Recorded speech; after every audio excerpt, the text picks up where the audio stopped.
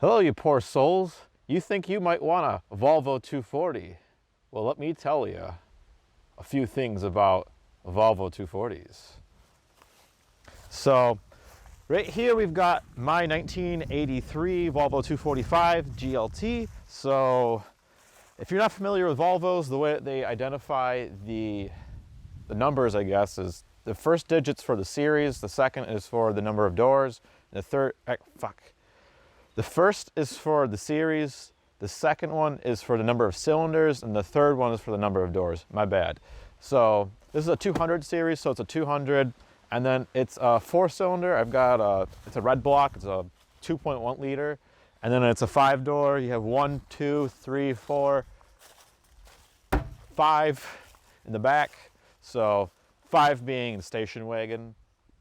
So what's cool about my station wagon is it's a factory turbo wagon, so I don't think they're super incredibly rare. However, they are a bit of a unicorn. I had the intents of getting this car originally for some kind of like a stupid bullshit build for just dicking around. Like I wanted to throw a 5.3 LS in it and just rip donuts and stupid stuff like that. And when I went to go and look at it the second time, it was when I went to drop the note off to buy it, I saw that it had a turbo badge on it, and upon more investigation, it was actually a real turbo car. So it's kind of cool. It's got the coffin hood on it, so it's an 83 in the US, so you have this coffin grill. It's got this nose that sticks off right here and it comes out. Mine's got some nice rot on the front of it, but YOLO, it's an 83. It's kind of old as shit at this point. And it's also got the quads, which are they were definitely used more among the US market. I know overseas there's a lot of people that like to convert to these because they oftentimes got shipped with different grills and headlights. I know a lot of people like flat hoods, which means it has a flush grill. They're expensive now. I like my coffin grill. I like it. Originally, I always liked the later 240s with the plastic lenses. Not the fact that they're plastic, but the fact they were so brick-like. And the more I looked into it, the more I found that I didn't want to go with that route because it seems like it's almost impossible to find nice covers for them. And I could convert it to E-types, but I don't feel like spending $300 just for bulbs or the bulbs and all the surrounding stuff and bezels. It's not worth it to me for right now. But also what you get with this wagon being a turbo model, you get the Virgo wheels, front and rear all the way around. I have a match set, which is cool. They're aluminum. They've got this cool like offset. It's like a deep dish to the side of it. It's like a 2-inch gap that goes to where the spoke actually is casted to the rim itself. Pretty cool. Mine could definitely use a little bit of some refurbishing. You could probably tell by looking at it that it probably hasn't been touched in a fair minute, and that'd be correct. I haven't really done very much with it in a couple of minutes, but the goal as of right now is to get it on the road for next year, which means that I have to replace the tank, fuel lines. I'm going to replace my fuel filters. I have to do the fuel relay, and I'm going to do all 4 rotors, and if the calipers need to be replaced, I'll replace which ones need to be replaced, all new pads, and I'm going to do wheel bearings because they're dirt cheap. That kind of brings me to the next thing about these 240s, which is nice, is mechanically the parts are super cheap. So if you need your wheel bearings, your pads, all that stuff, your basic stuff is really cheap, and it's not very rare and hard to come by at all, which is really nice. I definitely know of a lot of my friends that have cool cars that are imported, and then comes time to do service on them and it's damn near impossible within like a spur of the moment decision because you have to plan it out for what you need. Some stuff is helpful. Some stuff you can get at stores, but there's a lot of like parts that you have to order. Thankfully, my car is a domestic car. I mean, technically it's import, but they also sold them here in the US, so they sell parts for them. And I don't think there's a huge variation in the components, so you can find parts for them pretty easy on like Rock Auto, or I haven't looked on Amazon, but everybody tells me to check out Amazon for it. But I also need to do my wiper motor, and it needs a really good thorough wash. I'm gonna have to blast this shit out. But yeah, it's a pretty cool car. I'll take you around with the GoPro real quick.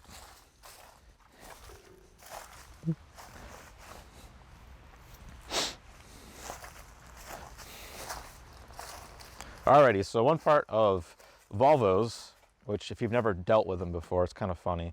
I don't know of many cars that have them. This is the only car I've ever come across with that's owned, so maybe it's a little bit more common within other cars. I think it's likely to be a Volvo thing. So, excuse my interior, it's a disgusting mess, but it needs some work. So, right here, this is actually your hood pull. So it's like this little plunger. It's really, really weird and funny, but it works, and you just kind of pull it back, and it's cool. And here we get taken to the nice and beautiful ceramic fuses. So these are definitely a bit harder to find in the US because they didn't do very much with them. I feel, if I had to guess, it seems like it was like a German type of thing. European style, a fuse. Mine look like they're corroded to shit. Maybe that's why I'm having problems. I haven't tried troubleshooting very much with it yet, but right now I got a nice fuel bypass because my fuel relay isn't here. This is a big problem with Volvos because you can pop the relays all the time. I know of friends that actually have legit Volvos, and the rule of thumb is to always carry at least one with you when you go somewhere. So brings you over to the engine bay. So one nice thing about my car is it's a nice brick, and it's also this this pretty beat brick. So it doesn't really matter for the condition. So I want mine to be ratty. So we have like all this nice clear coat that just goes woo. It creates for some nice snow effect in any season. Doesn't have to be any part of the year. So it's nice. This car was a respray. This is originally the red colored car. I'll show you on the inside here. These things are nice because the latches are super, super simple. You just pull up and well, bam, there's your huge turd of an engine. Well, not really a turd, but mine's just disgusting. So this is actually the original color here. It's still nice, and I got the cool serial. I love it. It's just like a nice touch. I'm sure it wasn't really meant to be anything beautiful, but I think it's cool. Mine's really nice and delicious. You got some nesting stuff. You got some wiring issues. They're quite delicious. And don't look at my fuel lines. They're kind of not good. So mine is a non-intercooled car, so it's kind of cool. So it's not cool. It's kind of hot. But normally you'd have an intercooler here with most modern day cars, and this is like the beginning-ish era of turbocharged cars. I'm sure they were making turbocharged cars before this, but this is when they were kind of starting to become a little bit more commonplace. Not common at all, but you know, manufacturers are starting to dabble more into it. So no turbo hosings. It would go right here into the intercooler, come back over here, but no, mine doesn't have that. So right there, this little thing, that's my little snail. It's my little turbo. I don't even remember the size of it. The previous owner did swap it because the bearing went out on the original one. So mine does not smoke, which is good. And as I was saying, mine's a factory turbo, so it's funny. They have different displacement for the turbo models, and I'm sure the compressor is completely different than the standard non-turbocharged engines. So originally they come as a 2.3 naturally aspirated, but mine being the turbo is a 2.1 liter engine. It's turbocharged, and mine from the factory was supposed to make 127 horsepower, and it's a fun 127 horsepower. It's not very fast, but the sensation of speed is like completely different. It's really, really fun. It's hard to explain to somebody that's not familiar with a car that's like this slow. The turbo is really what wakes up this car. It really needs the turbo because that's what makes it fun. Not only is it a power adder, but you get that traditional build of boost pressure that you would on more modern cars, or not the most modern, but people that modify cars. You definitely, if you know turbocharged cars, you know how they start to, you get about halfway through your rev range, depending on the car, and then the RPMs will start to dip upward, and it'll shoot up, and it'll be like an exponential climb. And that's what this car does, about, I think, 3,000 RPM or so. And it's fun. You go from this really gutless turd that's probably, I would say, it seems like it's probably using about 50 horsepower when you're below 3,000 and you're, I don't know, taking off from a stop. It doesn't get off the line very fast. However, once you do hit 3,000 RPM, you can just feel the pressure build, and you can watch the boost gauge as it starts to climb. And it's fun because it does like the pole. And it's not fast, it's not gonna beat anything. However, I do want to drag race it against my friend's IDI 4 diesel, because that thing's a freaking turd and it's slow. But yeah, it's not really fast. Mine's like nice and corroded. So what I need to do with mine, which is really important, is I need to replace all my wiring harness on the engine bay. Engine bay harness is absolutely atrocious. They got the old K-Jet systems in here. Mine has worked ever since I've owned it. However, I've not run the car in about a year now, so hopefully it's still okay. My fuel system needs to definitely get revamped. I would definitely recommend not doing this unless you're in an absolute pinch. So this right here is neoprene line from the factory. And this is what your fuel goes through. It's like a rubber coating around a plastic sleeve. And those work good until you want to get the Volvo running in a quick weekend and you decide to replace it with black hose. I think it's like 3/8 inch. Well, when we went to get this, and when we got this running, when we went out to do that, they didn't have enough of it in stock at the store. So my friend said that from working on the mechanics for a race car in college, because he went to school for high performance, that you can use sink hose. I do not recommend it at all. I feel absolutely atrociously disgusting having this in here. However, it did make it run. So I will be replacing this before I get it to run. So don't think that it's okay for a long time, because it's not. You don't want fires. This was really stupid, but make sure you have a fire extinguisher if you're going to do something stupid like that. I definitely don't recommend it.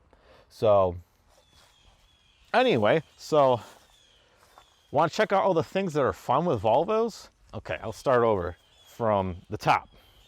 So we got sexy ass Volvo here, right?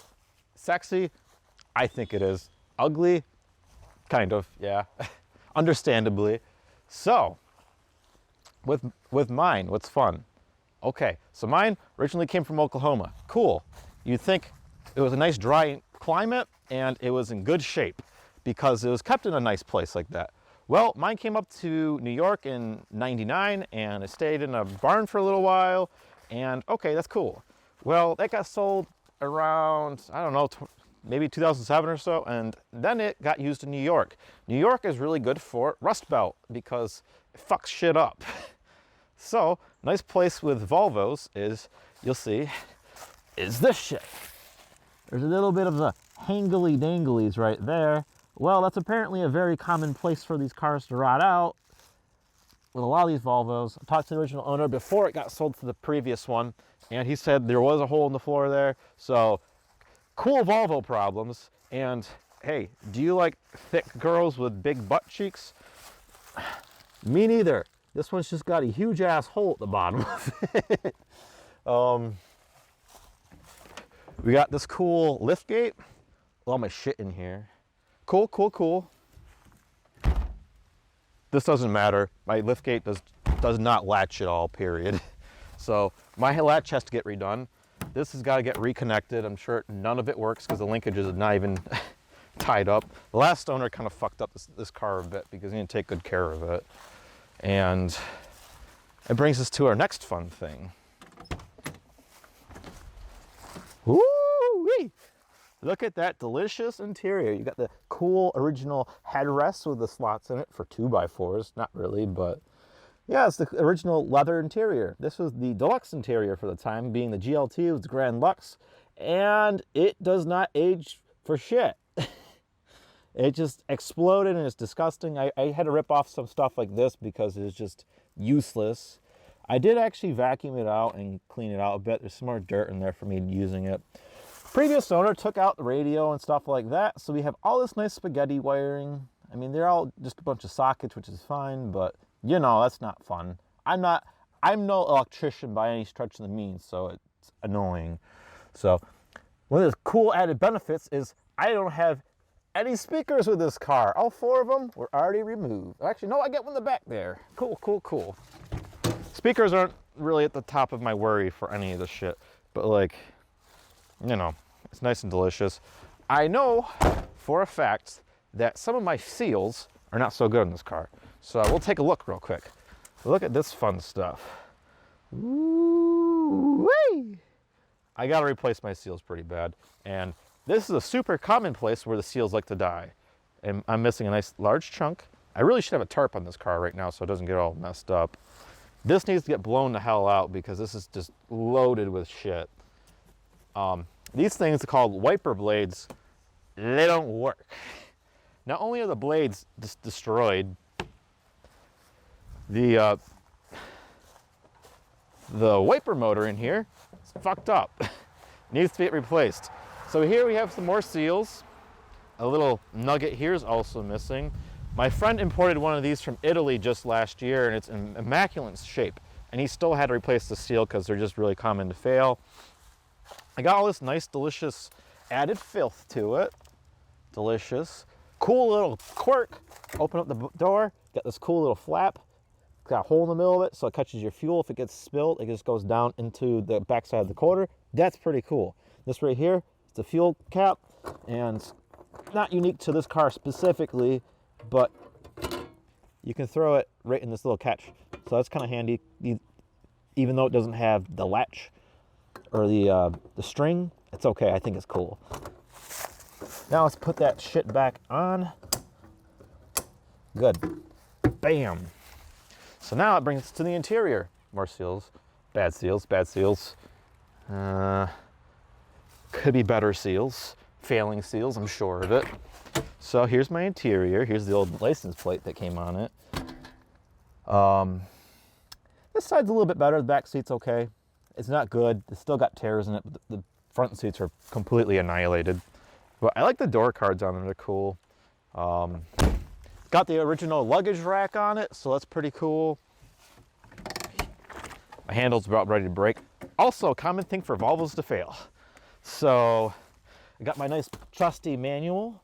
I got my nice cap for towing it. These do have a nice tow hook, so in case if you get stranded or your Volvo catches on fire, you can still always drag it.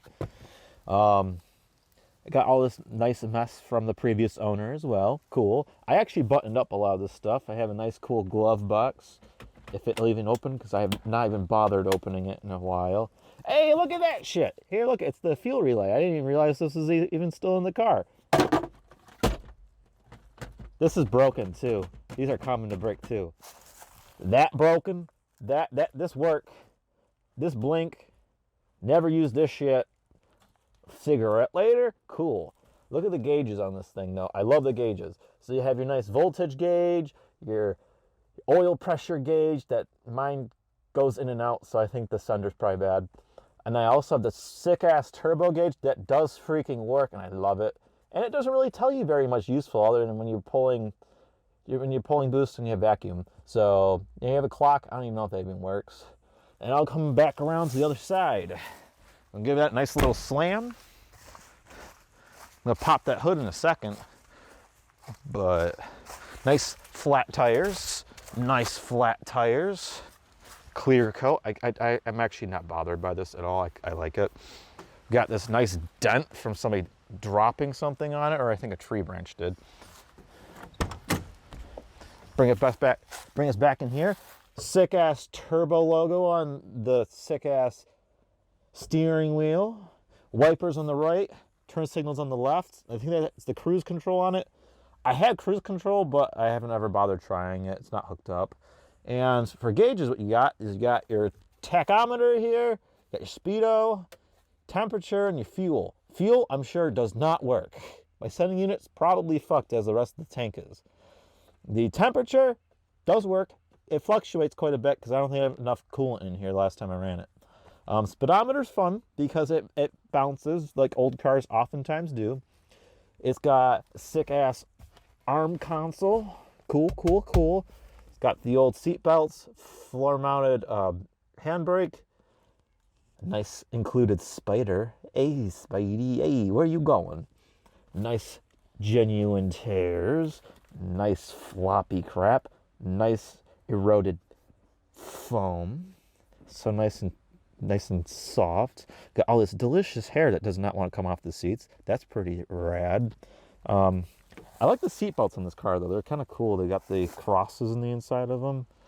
I got to drive a P1800 before, and they have a very primitive seat belt. It's just a loop in the center. It's got like a clasp that you open. It's funny. There's no button. It's just like a pull. I don't know. It's weird. Look it up. Look it up if you want to look at the cool ass old ass seat belts. They're cool. So previous owner modification, because we're high performance over here, is this really, really, really cool weather stripping. I'm guessing it's just some kind of an insulation for like doorways in a house. Did I tell you he was an electrician? Yeah. So you get this delicious whatever. Does it make a difference at this point? No, it's probably not ruining anything. It's just knowing that shit's there is like, why? This is all nice chewed up. My switches don't work. Those were pretty common to fail too. There's a ball bearing in here, and you can actually like, it sends the full 12 volts through the whole entire system, which is really unique apparently, from what I've been told. I got a nice hole where the speaker used to be, and I got a cracked dash, unfortunately. But honestly, the plans for this car is just to leave it ratty for a while, and then eventually bring different seats into it.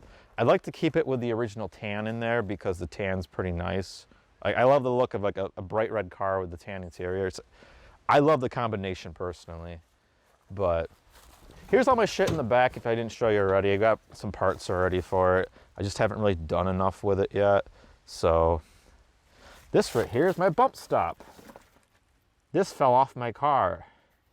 It's probably not a good sign. It says scrap me, but I don't want to because I like this car and I'm not selling it. So next solid clunker dunks. But yeah, so this is my Volvo 240. Let me pop the hood for you real quick. So I know I'd mentioned the wiring needs to get replaced on this car. So let's take a look at the wiring. Woo! So one fun Volvo thing, I think it happened with BMWs and Mercedes at the time. Maybe not the BMWs, but I'm quite sure Mercedes. So you have all this really sick wiring. And look at that delicious mess. It's all nice and crispy and all broken away and brittle and doesn't do a very good job. And you can see this is all exposed wire here. That's the no bueno. So this stuff all throughout the engine base gotta get replaced. This right here, this needs to get replaced. It's a piece of crap. This just looks like it's just gonna cause the car to rot out. This shit doesn't seem like it does anything at all, except for hold moisture. I love the bowl. I love the collector for the turbo, manifold, cool. But yeah, this is my Volvo. So, like I said, Volvo 240. Do you still want one? I kind of want one less, but I still love it. This is mine. Don't try to buy it from me. It's not for sale. But I hope this kind of filled in a little bit of the information you might be looking for a new shit box, because it's a fun one when it runs. And it's cool. I feel bad I haven't done enough work on it yet. However, it will be on the road soon. Then other cars I've been working on, so this is definitely the next on the block going on the road. So thanks for watching. I hope it entertained you.